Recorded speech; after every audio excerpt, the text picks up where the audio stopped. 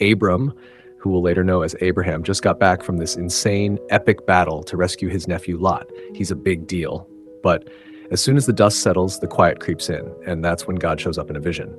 God says, Abram, buddy, don't be afraid. I've got your back. I am your shield, and trust me, your reward is going to be huge. But Abram, man, he's just not feeling it. This is one of the most real, relatable moments in the whole Bible. He doesn't puff out his chest. He basically throws his hands up and says, Lord, that's great. But what good is a reward when I don't even have a kid? I'm still childless. As it stands, the guy who's going to inherit everything I've worked for is Eliezer, my head servant from Damascus. You can just feel the ache in his voice, right? You promised me this huge family, and all I've got is a house full of staff. The count the stars promise God doesn't even let him finish that train of thought. He replies, nope, not him. This servant is not your heir. You are going to have a son who comes from your own body. Then God does this incredibly cinematic thing. He takes Abram outside in the vision, or maybe for real, who knows, and just points up. Look at the sky, Abram. Go ahead, try and count the stars. You can't, can you?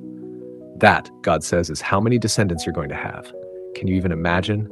God didn't just promise him a son, he promised him a galaxy.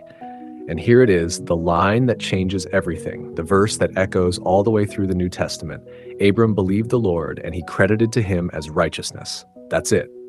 Abram didn't do anything to earn it. He didn't pass a test. He didn't offer the right sacrifice. He was an old man with an old wife and an impossible promise, and he just believed. And God said, yep, that's it. That's the stuff. You're right with me. The how do I know moment. So they're on a roll. Abram is feeling good. Then God says, oh, and by the way, I'm the same God who brought you all the way from Ur to give you this land you're standing on. It's all yours. And Abram, who just had this Mount Everest level faith moment about the stars, immediately stumbles. Sovereign Lord, how can I know that? Like, for sure? You got any paperwork on that? A receipt? It's so human. We can believe God for the gigantic eternal stuff, but then we get nervous about the practical show me now details. The freakiest contract in history. God's response is basically, you want paperwork? I'll give you a contract you will never forget. But this isn't signing a mortgage. This is an ancient, dead serious, walk the line covenant ceremony. God tells Abram, go get me a 3-year-old heifer, a 3-year-old goat, a 3-year-old ram, a turtle dove, and a young pigeon. Abram's probably thinking, okay, weird shopping list, but I'm in. He gets the animals, and just as God instructed, he cuts the big ones in half and lays the pieces opposite each other, making this bloody pathway. He left the birds whole. So Abram does this, and then he just waits.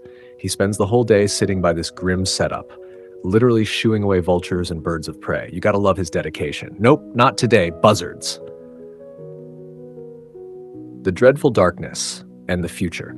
As the sun starts to go down, things get weird.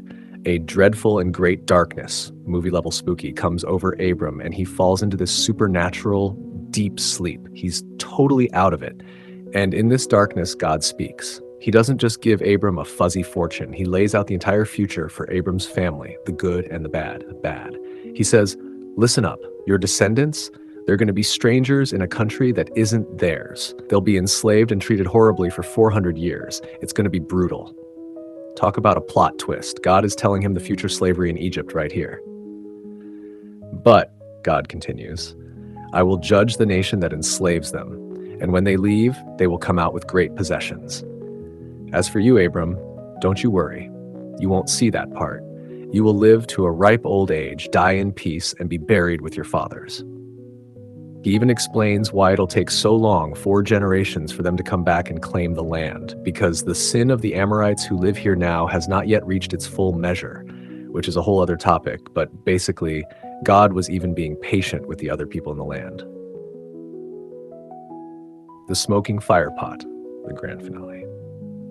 So Abram is asleep. He's totally passive. He can't do anything, promise anything, or mess anything up. Then it happens. In the pitch black, a smoking firepot and a blazing torch suddenly appear, and they move. They pass by themselves right down that path between the animal pieces. This is the big moment. Back then, when 2 people made a covenant like this, they would both walk that path. basically saying, if I ever break this promise, may what happened to these animals happen to me. It was the ultimate cross my heart and hope to die. But who walked the path? God, and only God. Abram was asleep on the sidelines. God, in this fiery, smoky symbol of his presence, walked the path for both of them. He was essentially putting all the stakes on himself. He was saying, this promise is so guaranteed, it depends 100% on my faithfulness, not yours. I will do it. I am bound to this. It will happen. That day, God officially made the covenant. He signed dotted line in fire. He guaranteed Abram the land from the river of Egypt all the way to the great Euphrates. So, yeah, Genesis 15 is this incredibly raw, honest moment. Abram brings his doubts, God brings his overwhelming grace, and he makes a promise so big he has to sign it in his own unstoppable fire. Pretty amazing, right?